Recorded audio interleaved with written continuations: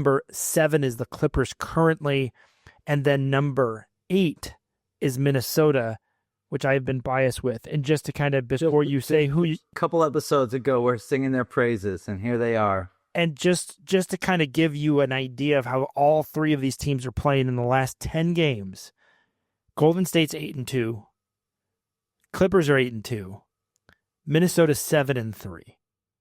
None of these teams are playing poorly. Right. All of them are playing well. They are all within, I believe, a half a game of each other at this point. A game or a half a game, right? One game of each other. Very cool. What do you see here? This has been nutty. What are you seeing? So I'm looking at Minnesota's recent schedule, and they got an impressive win against the Nuggets, but they've got a lot of wins against bad teams. If you go back, it looks, I could count, but I don't want to waste the time with that. If it's about 10 games ago, they played the Suns and beat them pretty badly, or soundly. And that was when the Suns were, when we were getting the funeral ready for them.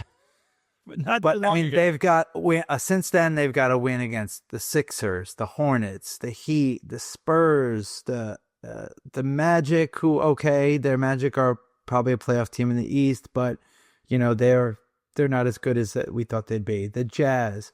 Then they got a loss against the Pelicans and a win against the Pelicans. So you split against one of the worst teams in the league, and then they had a chance, I think, to really show out in 2 games against the Pacers, and they ended up losing them both.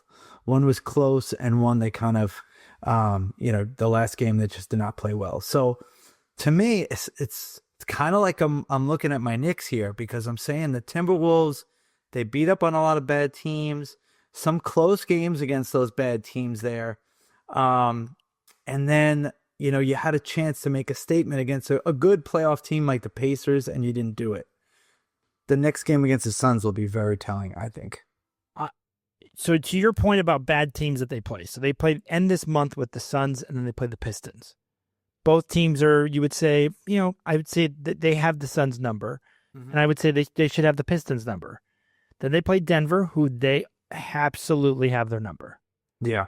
Then they finish the year Brooklyn, Philadelphia, Milwaukee, Memphis, Brooklyn, Utah.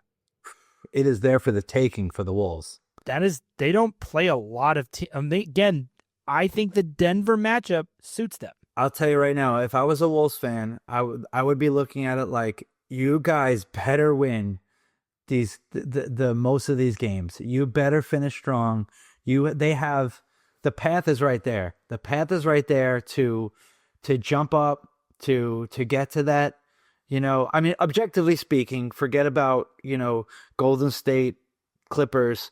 I think that the Warriors are, a team I would be deathly afraid of to play in any playoff scenario, or end of the year for that matter. But regardless of that, Minnesota, just as far as what you can control, you can absolutely get yourself out of the play-in just by beating the teams you're supposed to beat. I'm completely biased to Minnesota, and it's difficult to see them as 8, but I also